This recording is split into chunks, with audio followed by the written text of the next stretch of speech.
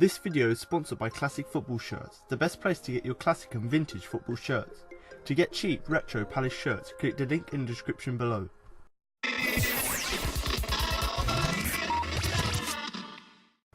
Hello and welcome to the Crystal Palace podcast. I'm Alfonso Greenbrook, and in today's podcast I'll be looking over the recent transfer window, which saw the arrival of Ruben Loftus-Cheek, Jairo Riedewald, Fosu-Mensah and Mamadou Sakho. I'll be reading the official statements from the club, as well as giving you their first interviews as Palace players. I'll also be discussing the players who have left the club on a permanent and loan basis, so let's begin.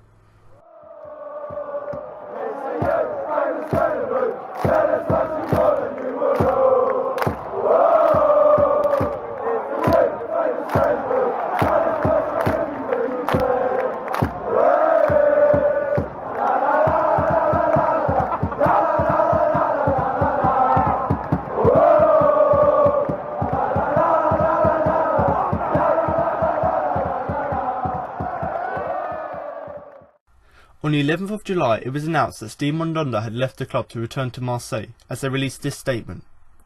Crystal Palace can confirm that goalkeeper Steve Mandanda has left the club to rejoin Marseille.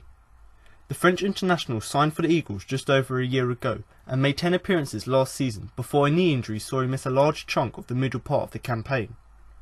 The 24-time capped shot-stopper returns to the Stade Velodrome, having spent the majority of his career in the south of France, where he played 441 games for Olympique Marseille across 9 seasons. Everyone at the club would like to thank Steve for his efforts and wish him all the best in the future.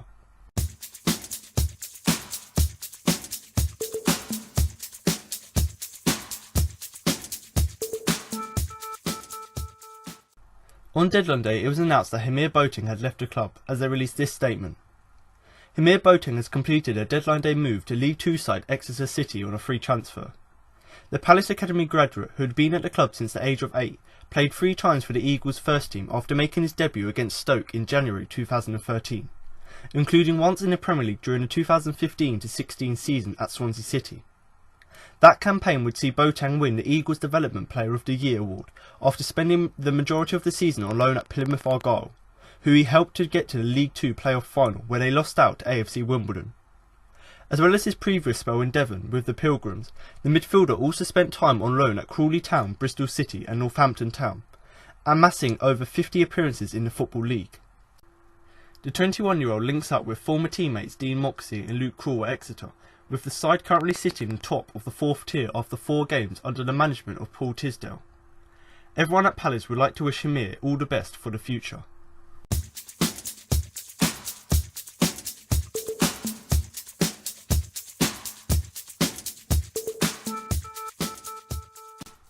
On the 12th of July, it was announced that Ruben Loftus-Cheek had joined the club, as they released this statement.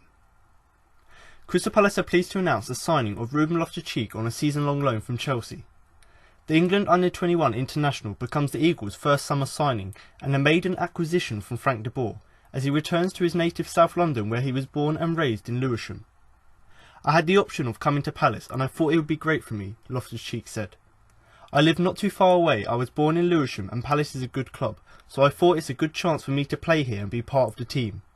They have a very strong team and I would like to be part of that this season." Loftus-Cheek, 21, has spent the whole of his career to date with the Blues since signing for them as an 8-year-old.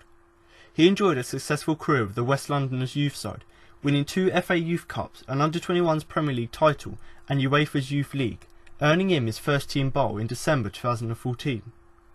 Since then, Loftus-Cheek has picked up 2 Premier League winners' medals and featured 6 times in their title-winning campaign last season. He's made 32 appearances for the Blues across the last 3 seasons, scoring twice. In addition to his club career, the midfielder has been capped by England at youth levels and has won 17 caps for the Under-21 side since 2015. He will wear the number 8 shirt during his time with the Eagles. Now for Loftus-Cheek's first interview as a Palace player. Ruben, welcome to Crystal Palace. Back in South London, it's your first loan move. Why did you choose Palace? Well, I had the option of coming to Palace and I thought that'd be great for me, living not too far. I was born in Lewisham, so it's not too far from there. And, Palace is a good club, so I thought it's a good chance to play here and be a part of the team. You've spoken to the manager already. What did he say to you? Yeah, he's looking forward to working with me as I am with him. he wants to get to know me and see the way I play, and you know, hopefully can have a good season together. You've played against Palace before. What do you make of us as a team? I always remember Palace like very strong team. You know, they give everything, and you know, I'd like to be a part of that this season, and you know, give everything I've got as well. You got any mates in the squad? Yeah, I know Pat at the most. Yeah, because him being at Chelsea, so he's a funny guy. And as a player, you're quite a versatile player. What do you see as your strongest position? Well, I've played a number of positions over the past couple of years. Probably recently, in the last 2 years, I've been playing the 10 for England and Chelsea, and last year playing kind of in a front three. So for me, and in the academy, I was playing, as an 8, as a defensive midfielder. So for me, wherever, as long as I'm playing, I'm happy. And there's a family connection here. Your brother Leon Court played for the club. He won Player of the Year once. Did you used to watch him when he played for Palace? Not when he played for Palace. When he was at Charlton, I used to watch him. But yeah, I didn't know he won Player of the Year. Did you speak to him about the move? I didn't tell him because it was on the low.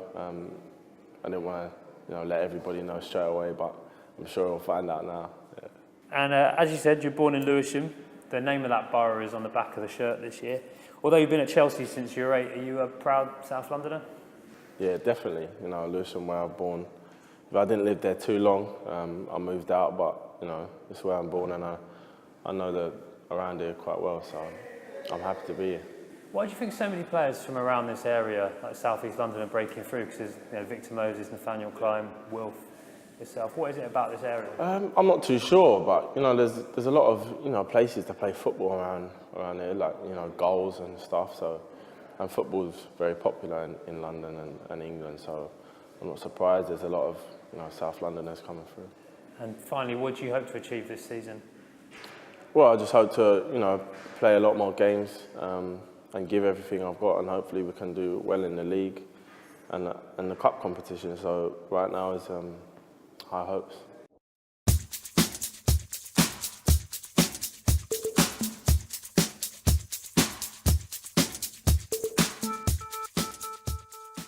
On the 24th of July, it was announced that Jairo Riedewald had joined the club as they released this statement.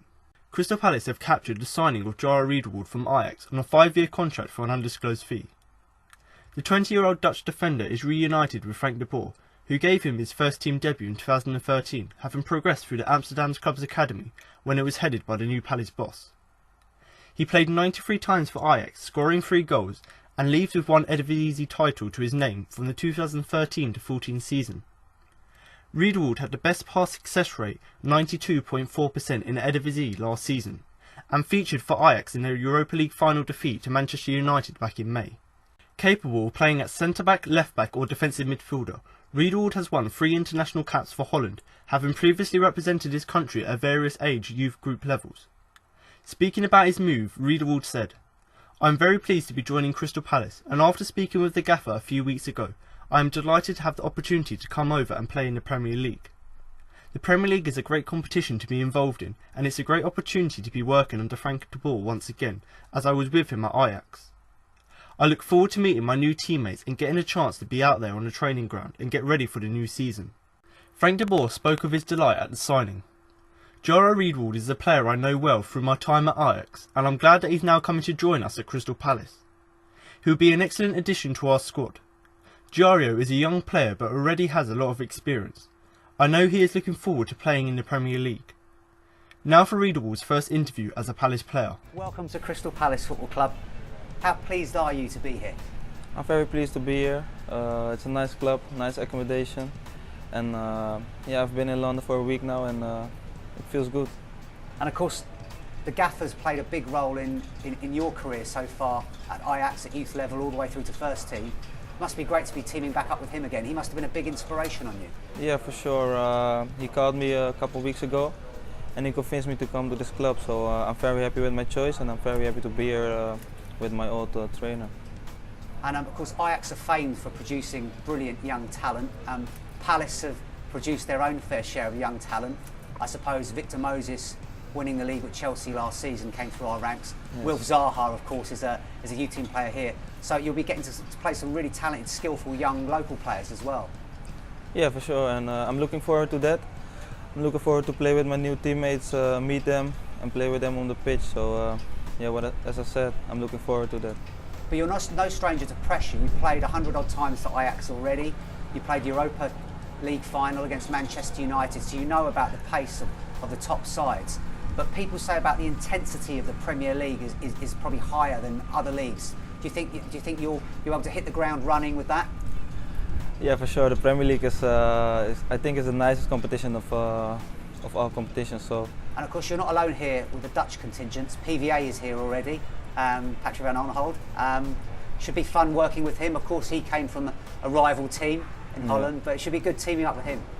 Yeah, for sure. I spoke to him on the phone, so he said to me he said to me welcome. And if I'm back in London, we're gonna meet up. We're gonna meet together. So yeah, I'm looking forward to that. How much do you know about Crystal Palace as a football team? As a footballer, not that much. So I hope when I'm here, I can learn about the football club and about the history and about the players. So as I said, if I meet my new teammates, I can talk to them and ask about the history of the football club. And you've got to be looking forward to the famous Selhurst Park atmosphere. The fans create an enormous noise. I'm sure lots of players have talked about the atmosphere there. It's going to be something else. Yeah, I've heard about it. I heard the fans they have good fans and it's a great atmosphere in the stadium. So I'm looking forward to that. Now you play in a number of positions: centre half, left back, and also defensive mid. Tell the fans just a little bit about your style of play. My style of play, I like to play forward. I like to have the ball in my feet. I like to pass short passes, long passes. Yeah, sometimes I like to dribble with the ball, going forward as a defender, going forward. Yeah, I can go into the midfield and play from there. I think that's my power, to have the ball in my feet and let the game go. We've got a few ball players in the side: Jason Puncheon, Wilf, Cabaye. You know, lots of talented technical players, which would be great for a player like yourself to play with. Yeah, for sure. I'm looking forward to that. As I said, I like to pass. I like to play combinations, long passes, short passes, and yeah, the players you've got, great players. So I'm looking forward to play with them. And finally, your ambitions for this season? Yeah, I hope it's going to be a good season, and I hope I can fit in the team. Brilliant. Congratulations. Welcome to the club. Thank you. Yes.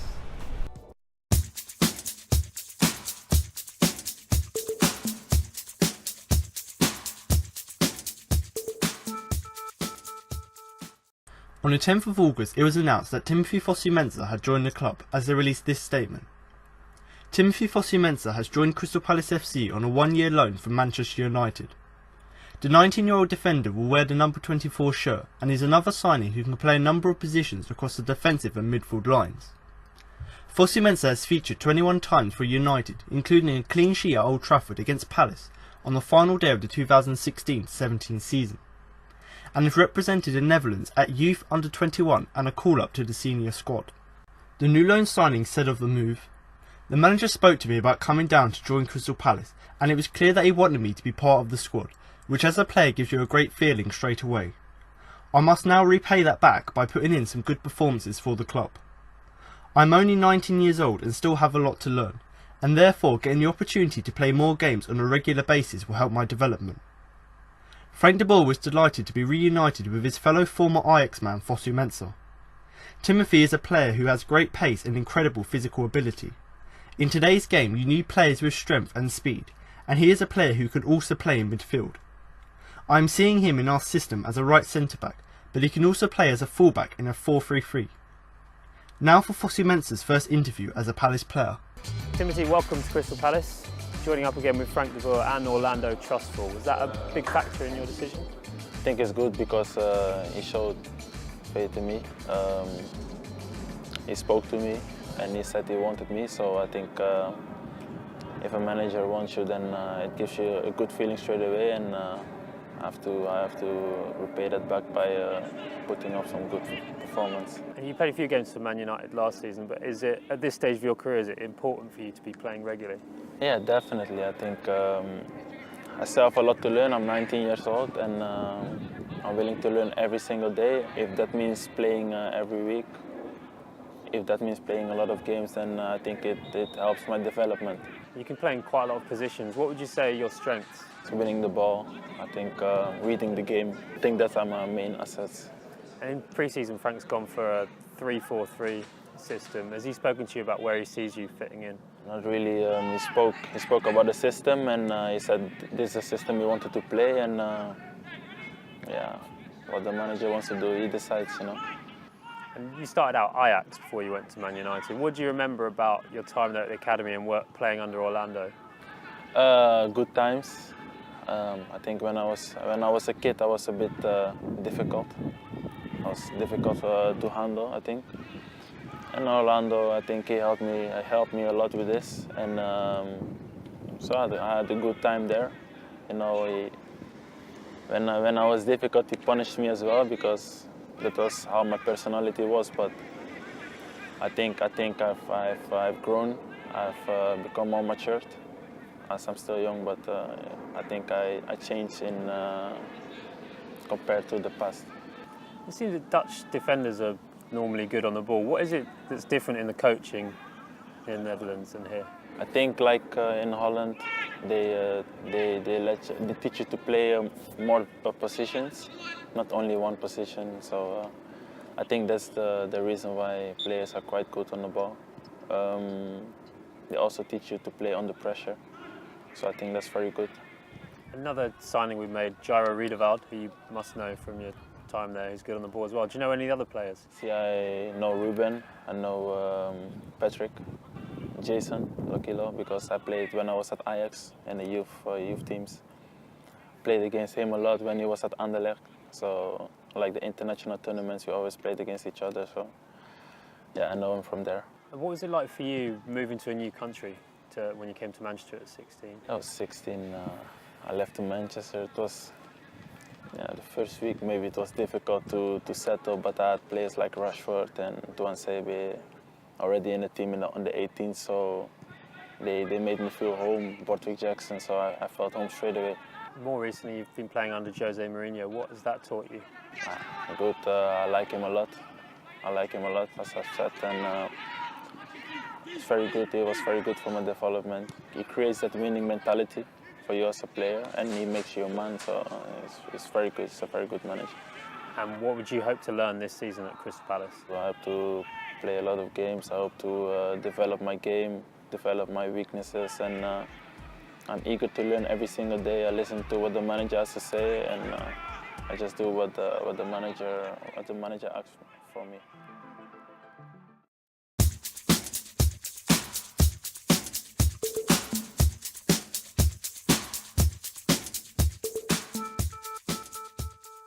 On deadline day, it was announced that Mamadou Sakho had rejoined the club as they released this statement. Crystal Palace had completed the permanent signing of Mamadou Sakho from Liverpool on a 4-year deal for an undisclosed fee. The centre-back returns to Selhurst Park after spending a successful loan spell at the Eagles last season, which saw him feature 8 times, helping Palace claim 16 points during that period, which played a huge part in their battle against relegation last term. Sakho, 27, played 80 times for the Reds since joining from French giants Paris Saint-Germain back in September 2013. He has made over 200 appearances for his hometown club before making the move to the Premier League, having won the Ligue 1 title, the Copa de Liga, the Copa de France and the Trophies of Champions during his time in the French capital. He has also been capped 28 times by his country since earning his first cap against England in 2010. Scoring twice for France, which both came in a crucial World Cup qualifier against Ukraine 3 years later, after his international debut. Speaking about his return to SE25, Sakho said, "I'm really happy to be here because I have some friends here. I loved the challenge last year. It was difficult but beautiful, and that's why this summer I thought that Palace was the best choice. I'm really excited about playing for the Palace fans again, but in football the past is the past and you need to think about today and tomorrow. Last year we did a good job and we need to prove that again and have a good objective. If we put all our power together, we will have a great season." Now for Sakho's second interview as a Palace player. Mama, welcome back to Palace. Tell us why you wanted to return. Thank you. I'm really happy. I'm happy to be here because I have some friends here. I really like last year the moment I had here in the stadium with all the club, with the owners of the club, and and I think it was the best choice for me and for my career. What did you enjoy about last season in that spell? I loved the challenge. It was difficult but beautiful, and it's why I thought for me it's the best choice. And obviously you had that knee injury at the end of the spell. How have you recovered from that? I feel really good. I train really hard to try to come back in my 100% level. So I still doing a treatment and start to train also. So how far away do you reckon you are from match fitness? So we'll see with a doctor and with a physio how far I am. Near that, I work hard to come back. You mentioned you got friends at the club. Have you kept in touch with your teammates? Yeah. I still keep in touch with Christian, Wilf, Bach, Yokabai, also Pension. I think we had a really good ambience last year, and we still texting each other. The team have had a difficult start to the season in the first 3 games. Are you confident they can turn it around and have a good run like last season? Yeah, I think the club get a really good manager with a lot of experience. So he came with his new football mentality, and I think the squad just need to adapt about his style. But I'm confident because we have a great manager, we have a great squad, a really good player. So we just need to work hard, and everything will be better soon. Got the World Cup next summer. Is this a good chance for you to get some regular game time and impress and hopefully get back into the French squad? Yeah, like I said before, I always take my decision for my career. Always I follow the national team road because it's really important for me to play for my country. So now I fight for PSG many years, was proud for that. I fight for Liverpool, was really proud for that. And today it's a new story for me. I will start to fight again, I would say, for Palace, so I'm also proud in the same level. When I fight for one shirt, I give always 100. So now it's a new story, and I will try to give my best, and after, for the rest, the manager will see. And finally, you got a great relationship with the Palace fans. We saw that on the pitch after the Arsenal game last season. How much are you looking forward to playing back at Selhurst Park again? Yeah, I'm really, really excited about that. But like I said also, in football, the past is past. You need to think about today and tomorrow. So last year we did a really good job. Now we need to prove again. If we put all our power together, we will make a great season.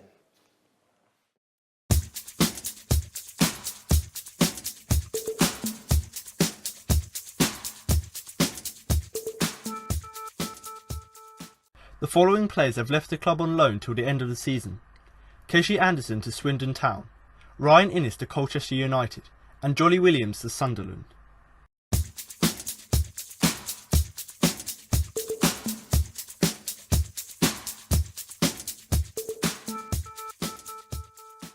So now I'm going to move on to my opinions on our 4 new signings, and I'm going to start off with the Chelsea loanee Ruben Loftus-Cheek, who we've obviously got on a season-long loan, as you would have heard in his interview and the club statement beforehand. But he's 21 years old, and considering he's 21 years old, he's only had a few games in the Premier League, I believe about 30. If you look at him in the squad, he's been one of our best players so far this season. And, you know, to quote what Frank de Boer said, he's a really, really tall player, so he gives us a bit of physicality and a bit of height in the midfield, which someone like Punchin didn't give us last season. He's really, really talented player. The fact that he could get into the Chelsea squad when they won the title, the fact that he scored 2 goals in the first team in the Premier League is a really good thing and shows the talent he's got.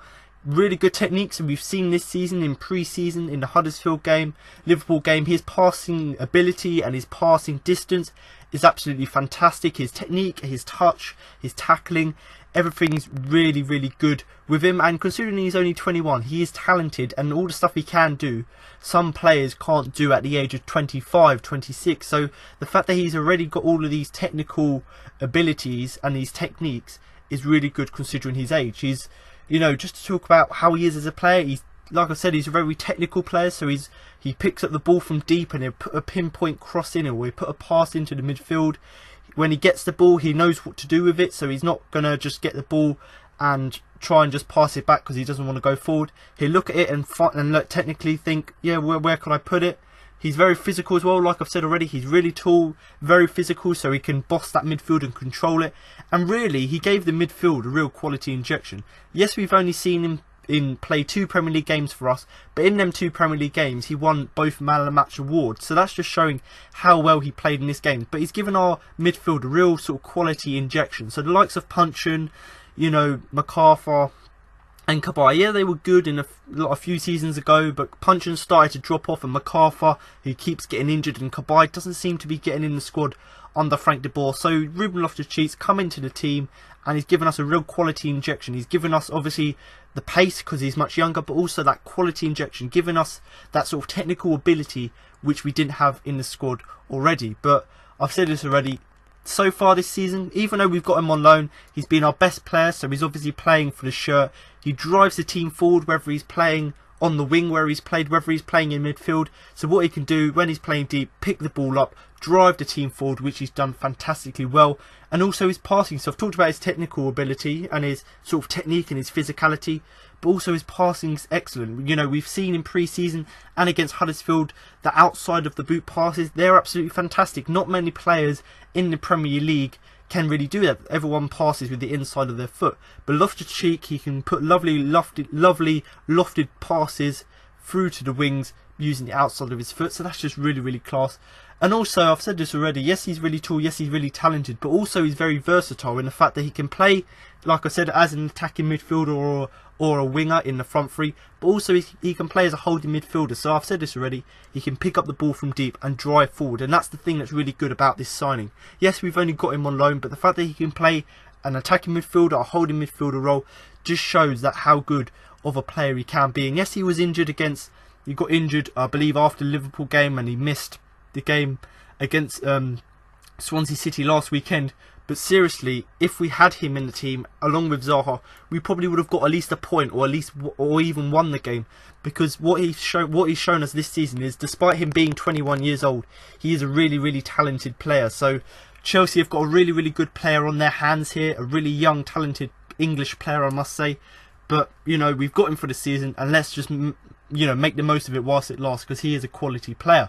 Obviously, moving on now to our second signing, and that was Jairo Riedewald, who's also under 21, so doesn't count for the 25-man squad. So he's 20 years old, and we signed him from Ajax, obviously Frank de Boer's old team, for £7.9 million. So obviously when the club released the statement, they said it was undisclosed, but if you look in the media and you look at sort of the outlets which are out there, Dominic Fifield is obviously a good source for Palace news. You know, it was rumoured to be about 7.9 million, so maybe £8-9 million, probably including add-ons, we're going to pay for Jairo Riedewald. Now obviously against Huddersfield, he started the game, we lost 3-0, he didn't really look that solid, but since he's arrived, other than the Huddersfield game, all the other games in pre-season, he looked really, really solid, playing in that left centre-back role. You know, if we just look at the games, excluding the Huddersfield game, he was really composed on the ball, so playing in a back three, you're meant to play the ball, he would pick up the ball, you know, put lovely crossfield passes, pass back to the goalkeeper, be really, really calm on the ball. And, you know,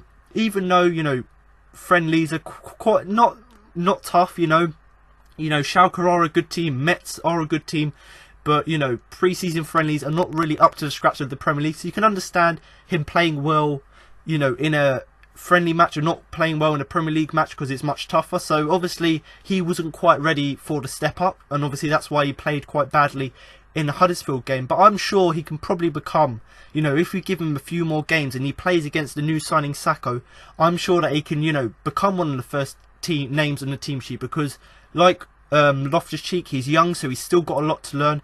And if he plays against Sakho, we know how good Sakho was last season. If Riedewald can learn off of Sakho and become an even better defender, then I'm sure at the age of 20, in a few years' time, he could be one of the first names on the team sheet and be a really, really solid player for us. But like I've said this, you know, loads of people have already been slating him off and writing him off on social media. Having seen all the games in pre-season, he was probably one of the better players. You know, when we played against Metz, he was one of the good players. Against Schalke, he was really good defensively, but obviously he wasn't quite ready yet for the step up to the Premier League. He isn't quite ready for the sort of technicality and the toughness of the Premier League, so that's understandable. And given his age, give him a few more years, and maybe a few more years to get fully into it. But maybe midway through the season, playing alongside Sakho, Dan, Tompkins, players with loads of experience in the Premier League, hopefully that will help him to make the step up. But I think, you know, one of the main things about him is he can play obviously as a defender, he can play as a midfielder, so he's very versatile. But when he's playing in defence, much like Fosu-Mensah, he's got a lot of pace. So say if he does make a mistake, which he did in the Huddersfield game, unlike someone like Scott Dan, when he makes a mistake, he can't run to rectify the mistake because he's quite slow. Riedewald, much like Loftus-Cheek, much like Fosu-Mensah, he's really, really fast. So if he makes a mistake, or if another player makes a mistake, or someone like Sadio Mane, utter pace, runs down the wing, Riedewald has got the pace to keep up with them, and obviously he's got the pace to recover if he makes a mistake. So I personally think at 20 years old, being thrown in at the deep end in the Premier League, you can understand why he had an off game. But I think playing again, next to Sakho and Tompkins and Dan for the next few games and the next few months in the Premier League, hopefully that will get him into the Premier League more, because I think at 20 years old he's still got a lot to learn. But he showed last season in the Europa League final, in the Eredivisie with the Dutch league, with Ajax, he showed that he's a really good defender. And I think for £7.9 to £9 million, whatever the add-ons equate to, I think that could be one of the bargains of the summer, because he's young, he's got skill already, he just needs to adapt to the Premier League.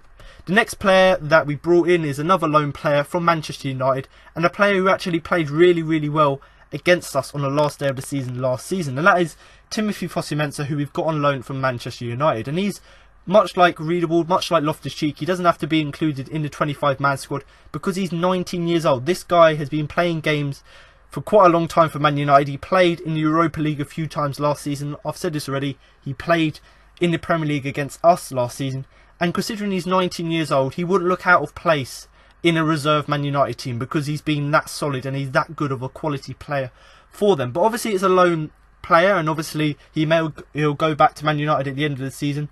But I think if Man United don't want him, I'll happily have him at the club, because what he's shown in the first sort of 3 games of the season is how good of a quality player he is.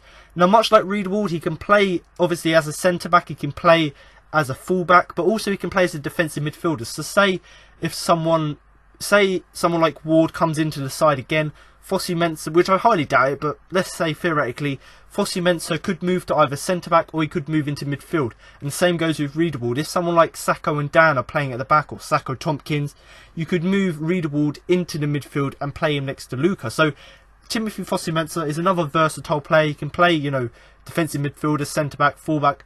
And that's the thing you want of players. You know, yes, we haven't brought in any strikers in this window, but the thing we have done is brought in an all-in-out defender, obviously in Sakho. We've brought in Timothy Fosu-Mensah and Riedewald, who can play both in defence and midfield. So we've sort of covered the midfield issue and the defensive issue. So we've got plenty of cover at the back and in the midfield. And obviously Loftus-Cheek gives us a little bit more quality up front. But Fosu-Mensah, much like Loftus-Cheek and Riedewald as well, he's got lovely pace about him. So whenever he makes a mistake or he has to make a tackle, he's able to, you know, use his pace to get in behind and make tackles. And we've already seen that this season. You know, he's a fantastic tackler of the ball. He's good at headering away the danger, and he's very physical as well. You know, we saw against, I believe it was Burnley. You know, I think the ball went over the top. Burnley player got on the end of it. Oh, sorry, a Swansea player got on the end of it. And obviously Fosu-Mensah was able to muscle him out the way. And then obviously Hennessy was able to clear from the shot. So that's just showing that even though he's 19 years old, on the ball he can be very composed. And he's got that physical ability to hold up. I believe it was Abraham, the Swansea City striker. But, you know, this is the main thing about his signing. I've said obviously we needed to bring in players for defence, in the defence and also in the midfield. But also we needed a little bit more pace in the side, and Fosu-Mensah definitely brings that into the side. You know, against Swansea City, when we moved to a back four, he moved into midfield and played a little bit at right back. So when he moved into midfield, he was very good at driving forward as well, using his pace to get forward. And I've said this already, his physical ability is fantastic. The fact that he's only 19 years old and the fact that he's played for Man United shows of how good a quality player he is. And much like Loftus-Cheek and Fosu-Mensah, they've got Premier League experience, and now they've come to Palace, and they don't look out of odds in the team because they look like they've always been there. But, you know, I think what we've already seen this season is that Fosu-Mensah and Loftus-Cheek are actually really immense signings already. And the final player really we brought in on deadline day, I think there was quite a lot of speculation about whether this would happen. We agreed the deal, then Liverpool rejected it, and there was going back and forth. You know, we didn't know what was going to happen, and it looked like we weren't going to get Mamadou Sakho. But on deadline day, about halfway through the day, about 12 o'clock, it was announced, or it came out in the media, that Liverpool had finally accepted our fee of around £26 million, and that's including add-ons, so we're not sure exactly, but it could go up to £30 million, we think. And Mamadou Sakho, what is there really to say about him? Because he was immense last season, and I've said this already in the club said it in the club statement. He was immense last season. He was one of the reasons we stayed up, because although he played 8 games, he got nominated for the player of the season, and that's because the impact he had on the team. You know, he was a really strong centre half. He was good at headering the ball away, so whenever balls were coming in the box, he'd head them away, clear the danger. His tackling's fantastic as well. He even tackled the referee in the West Brom game, so he's got that presence, much like Fosu-Mensah. He's very physical, he's got that presence, he's really strong, he puts his body on the line to make blocks and tackles, and that's why we brought him to the club. And yes, there's been debate about, yes, he isn't a Frank de Boer signing, you know, it's only Parish making these signings, and maybe that is true, but I'm sure that Frank de Boer, once he sees the quality that Sakho's got, and although he may not be the best on the ball and he can't really play expansive football, once he sees Mamadou Sakho and sees how much confidence he brings to the side, the leadership he brings to the back line, the confidence he gives to Wayne Hennessy, once Frank de Boer sees these things and sees how immense he can be, how physical he can be, how strong he is, how he puts his body on the line and does everything for the team, then I'm sure Frank de Boer will appreciate Steve Parish, you know, signing him up. But I talked about him enough last season, so we all know what to expect from Mamadou Sakho. But if 26 million is the original fee, which I don't think it is, I think it is, you know, £30 million if you include all the add-ons. But still, £30 million for a player who's 27, just going into his prime. And maybe he is in his prime, because last season he was playing really well. So he's going into his prime. He's 27 years old. He's signed on a 4-year contract. So he's going to be with us for the next few years. And if he can continue his form from last season, then it sort of go into a folk hero at Palace, because he was immense last season. He was one of the main reasons we stayed up. And if he can continue this form, then I'm sure he'll be one of the best players this season. But just to go through really just a few of his stats from last season, and these stats really do explain how well he played last season. So he played 687 minutes. He had 327 touches of the ball. His passing accuracy, bearing in mind that Riedewald had the best in the Eredivisie, you know, passing accuracy 84.84%. So really good at passing the ball. So maybe could play expansive football. You know, he only played 8 games, but he won 19 aerial challenges. Obviously recovery, so when you make a mistake and you recover from it, 59 of them. He made 3 crucial tackles. His tackle success rate was 67%, so showing how immense he is and how he puts his body on the line. interceptions 15, blocks 12, blocks 2, clearances 47, so showing how he puts his body on the line, how he clears the danger. And also, this is a really interesting one, duel success rate 50.01%, so showing that when he's in the duel, when he's faced one-on-one or two-on-one with a player, he's got a pretty good success rate. It may not be the highest, but he showed that he can actually do that. And all of these stats, in all of these sort of physical battles and these duels he's had with players where he's put his body on the line, stopped them from, you know, getting through on goal, we only did concede 1 foul from Sakho doing that. So that's just showing how immense he was. The fact that he was making tackles, blocks and interceptions, and the fact that when he was doing it, when he was being physical, when he was putting his body on the line, we only did concede 1 foul. But Mamadou Sakho, I'm not really going to talk about him much more because he was just immense. But before I recorded the podcast, I put a message out on Twitter asking for people's opinion on the transfer window, and Daniel Harrison actually got in contact, and he said that he is pleased with the signing of Sakho, much like I am, but he's also disappointed at the fact that we didn't get a striker, which I'm really disappointed at, because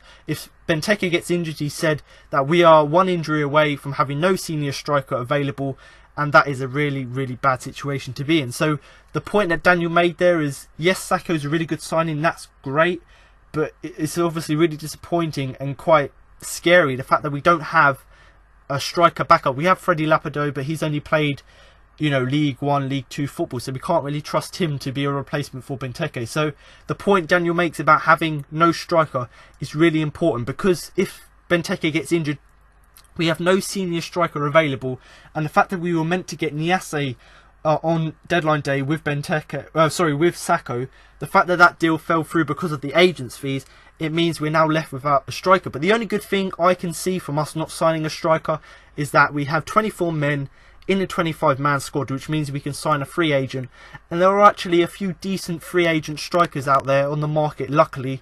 So if we can get a few of them to come and join the club, then I'm sure that issue will be fixed short term. But really, I think, you know, Daniel's point is really, really good. The fact that he said that, you know, Sakho's a really good signing, but it does paper over the cracks in the team, that the fact that we don't have a senior striker. But, you know, just to go over the whole transfer window as a whole, so overall we spent 33.9 million, and that is excluding all the add-ons. So if you put on all the add-ons, it may sort of equate to about 30, maybe 35, maybe 36 million pounds, but I'm excluding the add-ons in that fee. And then obviously we had an incoming of around 1.8 million, so that was Mandanda going back to Marseille. So that leaves us with a net spend of 32.1 million, and considering we only signed 2 players permanently, the likes of Borough, I think, in the Championship, they spent about 45 million. So a Championship side has spent more than us in the transfer window. And it's not necessarily saying that their transfer window was better because they spent more money, but the fact that their owners actually backed their manager and actually gave them the funds is a thing that we didn't see at Palace. Because, you know, it did really start really strong, the window. We brought in Loftus-Cheek, Fosu-Mensah and Riedewald, so young, promising players, lots of potential, have got some experience at top level clubs. So obviously it looked like, okay, this is a really strong start to the window. We've got these players in. Then we thought we may sign a striker, but that never materialised. And of course, it's really great to have Mamadou Sakho back. We saw what he'd done last season, but much like what Daniel said, is the fact that we failed to sign a striker means that if Benteke is injured, we are in deep trouble, because if you have one fit striker, it's a bizarre position to be in, because normally clubs have 3 or 4 different options to have at striker, and we've only got one fit senior striker. So if Benteke gets injured, we haven't got anyone there. And it's also quite disappointing that we haven't got a new goalkeeper. That's really disappointing as well, because if you look at the 25-man squad, obviously it's 24, but 25 is the whole point of it. There's only 2 goalkeepers in there, so maybe a youth goalkeeper would come in if, say, worst case scenario, Hennessy and Speroni both get injured, but Hennessy will remain until at least January the first choice goalkeeper, which I don't think is necessarily bad, considering how well he played when Sakho gave him the confidence. But still, it isn't ideal that we didn't sign a new goalkeeper, and that's the really thing.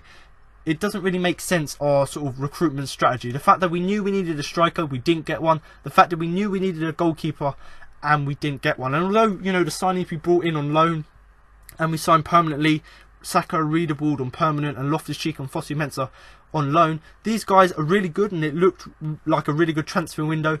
But these signings have papered over the cracks, the fact that we don't have a striker, the fact that we still have Hennessy in goal. So I still think you know, if De Boer still remains the manager, which is in doubt at the minute, but if he still does remain a manager in January, I think that the priorities have got to be bringing in a striker and also, you know, bringing in a backup goalkeeper or even a first choice goalkeeper. But, you know, if the money, which being rumoured that was really, really tight, and the fact that we spent all our money in January, meaning we didn't have that much money for the summer transfer window, if that's true and the outlay suggests that, then maybe it's our fault because we have an outrageous wage bill. So a repercussion of having a wage bill so big is the fact that we can't spend loads of money on players. And of course, you know, if that's the reason, why we didn't spend lots of money, that's fine. But why would we go and employ a manager like Frank de Boer, who's going to make a radical shift in the style of play, change the way we play to try and make us play better? Why employ someone like that, knowing he needs more players because our squad isn't fit for that, and then not back him with the money? Because if we knew that money was so tight, why would we get a manager who wanted to change everything and bring in new players who can play that system? Surely it would have been better to either back de Boer and get players using that money rather than spending just 26 million on Sakho, or maybe getting someone like Sean Dyche who can actually use the players we've got and utilise them to their best ability and then bring in sort of low budget players. So surely it would have been better to have sufficient backing in the market. So of course it was very ambitious plans from de Boer to change the system, but even if Steve Parish wanted him to change the system, you've got to back him, because if you don't back the manager, then you're not going to get the players he needs, and his system isn't going to work. And as it is, we're sort of a club on an edge, really. It's a pointless club on the edge, you know. Mamadou Sakho, that's really, really good. That's a really good signing, and it's all protracted, and it was almost a distraction in the end. So we all knew the pursuit of Mamadou Sakho was the only thing that we were really concentrating on, and it really distracted everything else which is wrong with the club. The fact that we didn't get a goalkeeper and we're left with only one fit striker. So although Mamadou Sakho is a good signing, it papers over the cracks in the team with the players we're missing. Now obviously Loftus-Cheek, Riedewald, Fosu-Mensah, they're really, really young, talented players, and certainly we've seen that already this season and in pre-season, the qualities they've got and what they can bring to the side. But maybe these players, we shouldn't be putting all the pressure on them, because maybe they're not ready for a relegation scrap which may lie ahead. So surely you can bring in these players, but also you need to bring in other players around these younger players to nurture them and get them to improve as players, because you can't throw them in at the deep end and say you're now the first team, you're the main core of the first team, and you've got to go out there and perform. But really, you know, I personally think rating our window, maybe give it a C+, B-. So I don't think the window is necessarily bad, because we highlighted some of the issues. The fact that we needed a new centre-back, we needed a little bit more pace in the defensive midfield. We've done all of them, and we brought in a new attacking threat. But there's still big issues which should have been highlighted and should have been fixed in the transfer window, which weren't. And you know, I keep saying this, but a striker we need, that's a really big issue, and also a backup striker. So although if you look at the signings we've got alone, like forget what we needed, the signings alone, maybe we've got a B+, because they are really, really good signings. But if you look at the whole transfer window and the fact that we didn't get players we needed, and our strategy in recruiting players isn't really good, there may be a C-, maybe even a D, because really we should be in the Premier League for 5 seasons now. We really should be knowing what our strategy is for recruiting players, and we should be getting players out, spending the money, getting quality players in. But that was my opinion on our new signings and what I think they will add to the team this season. Do comment below in the YouTube comments with your view on the new signings, and also get in contact on Twitter and Facebook at eCrystalPalace to also share your opinion. But I've said this already, and I've said this throughout the podcast, you know, do comment below with what you expect from the signings in the coming weeks.